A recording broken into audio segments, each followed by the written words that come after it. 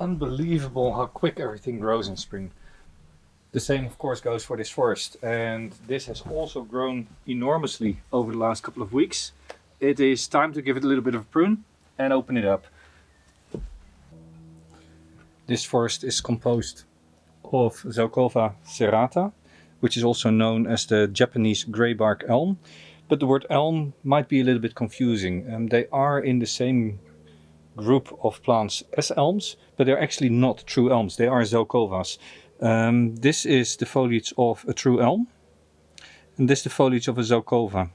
You can see the shape of the leaf is slightly different, but more importantly, if you look at the serration of the leaf, this has a single serration, so all the points are exactly the same size. If you now look at an elm, it has a double serration, so there's big points, and on the slope there's a small one again, a big one with a small one on it.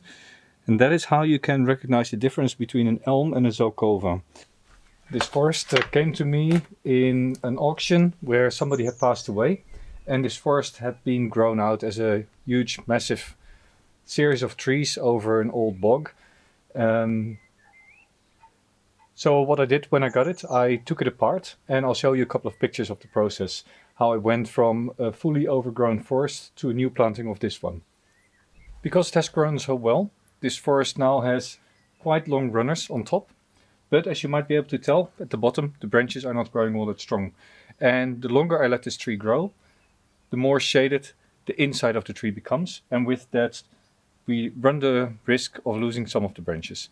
So what I'm going to do is I'm going to prune back the long branches all the way on top, trying to keep the shorter branches at the bottom longer, and that way balance the strength of the branches here against the strength of the branches there. At the same time it will open up the canopy and it will ensure more light coming inside the forest, hopefully keeping the inside strong and healthy. It's good to understand how plants grow when you go and trim for bonsai. And what you can tell here is, as the branch extends, you see that the distance between nodes get longer and longer. On this section there will never be a bud forming. Buds only form at the nodes of the branch. As here in the beginning you see 1 node, 2 node, 3 node. Well, basically you have 3 buds in a small segment, but this segment is about as long as this segment here. So in the space of 3 branches at the beginning, you only get 1 branch further down. So it is always good to clip off the ones with the long internodes. There's tiny little buds there, and once it starts growing, it will grow at an angle of the main branch. So a bud coming out here will grow in that direction, and a bud growing out here will grow in that direction. So you can use that to steer the direction of the new growth. Because I want the branch to grow out into this direction, I'm not going to cut here, but I'm going to cut here, and that is exactly at the second leaf.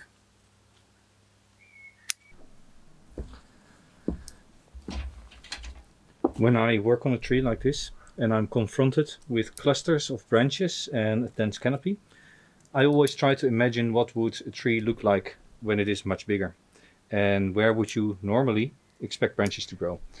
So normally branches grow toward the light, they don't grow towards the darkness. It's a very simple rule of thumb, but if you work with that, most of the time you can actually work out what that means for pruning. So a branch that would emerge here in the bottom would not have light in a normal tree. So it would not have a chance to grow out. It would be shaded out by the canopy and would die off. So anything that pops up here should go.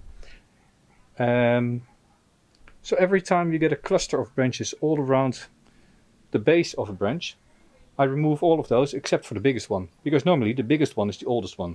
An old branch, big, gives a lot of shade, so there would not be any buds coming up at the base. Why does it happen in bonsai, you could ask? Well, in bonsai we do this. We trim open the whole canopy, and by removing a long whip like this one, you create light on the inside that creates lots of buds, which is nice. We want buds. But if you don't remove all the buds, you get thick clusters and no more light comes in. This branch being a lower branch, I have to be a little bit careful. You can see that the internodes are all quite tight, so I'm not going to remove all that much. I'm just going to remove the growing tip and leave the rest of the branches so that it stays nice and strong down below. And further on top, I'm going to remove more of the tree.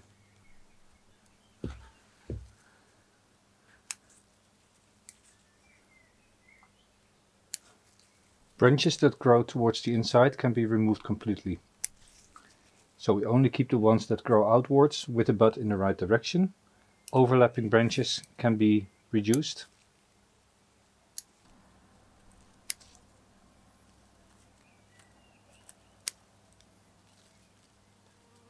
Growing on towards the inside and remove.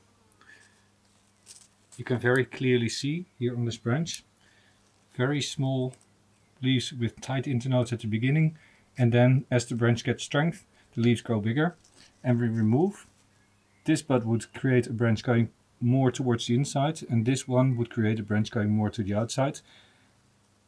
So I'm going to clip between these two leaves like that.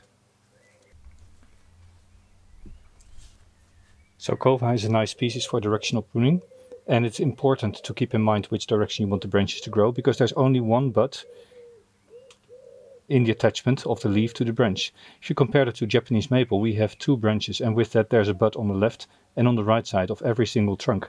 So if I clip a Japanese maple at this point, both of these buds will be released and there will be a branch this direction and that direction. And after that you can always decide, I'm going to clip this one, clip that one, or I'm going to keep both of them. With Zelkova, on the other hand, I clip this one. This will develop first. This will develop as well, but weaker. And this might not develop at all. So if I want the branch to go left, this is the right one. If I want the branch to go right, I have to clip it right there.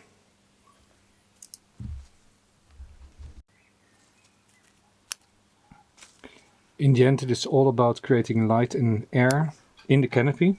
So at some points, if you think that just individual leaves are too big, you can also, of course, clip away an individual leaf rather than the whole branch. Like in this case, there's a branch hanging down, and I don't like branches hanging down, so I'm just going to remove the whole branch from the bottom. This one should stay short because it's growing inwards, but gives a bit of foliage here.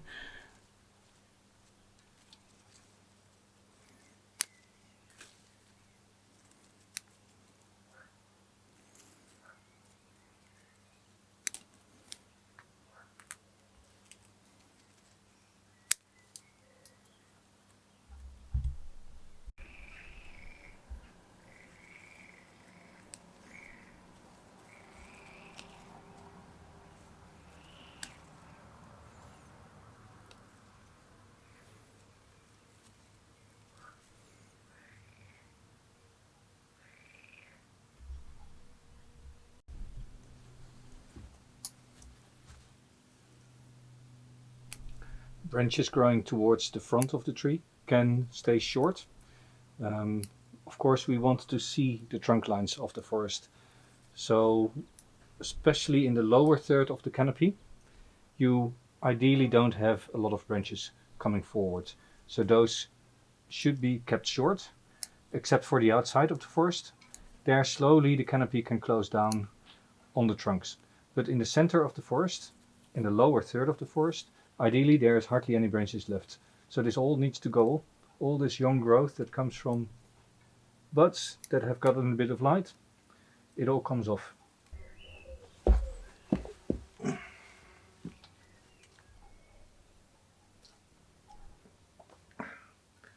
Working in the sun, need to make sure you stay hydrated.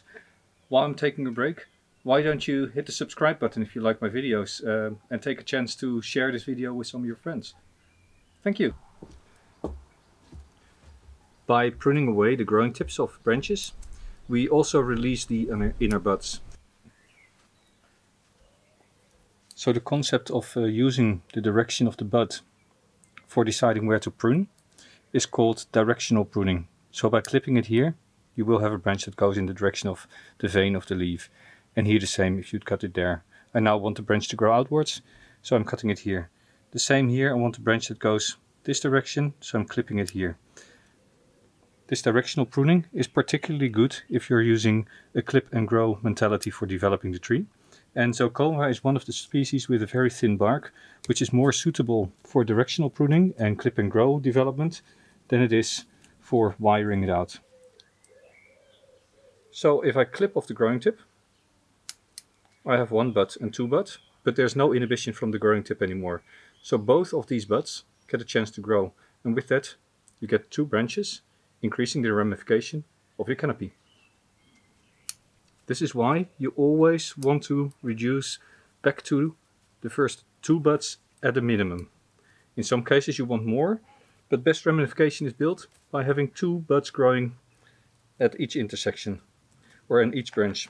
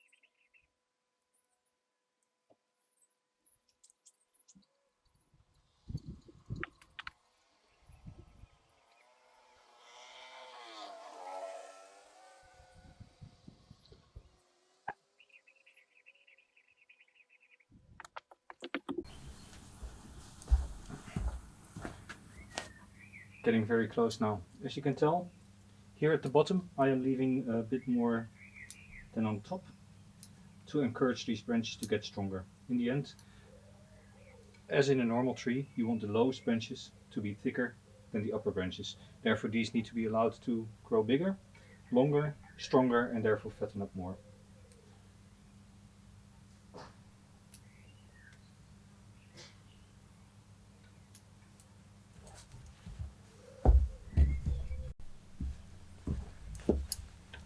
So with that, the pruning of my large Zelkova forest is done. I took some clippings. I'll find them in the shade and I'll try to pot them up, and I'll report on that later on. If you have any thoughts or ideas, let me know. For this forest you may notice that I've clipped these less than the rest of the forest. These two trees are new. I planted them in fall, so these need to regain a little bit of strength.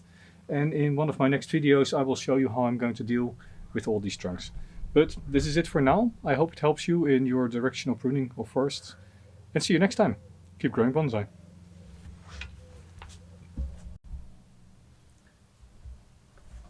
Of course, the nice thing about all these tall ferns here is they provide shades. I guess I'll hold off a little bit with pruning them back so the forest can recover.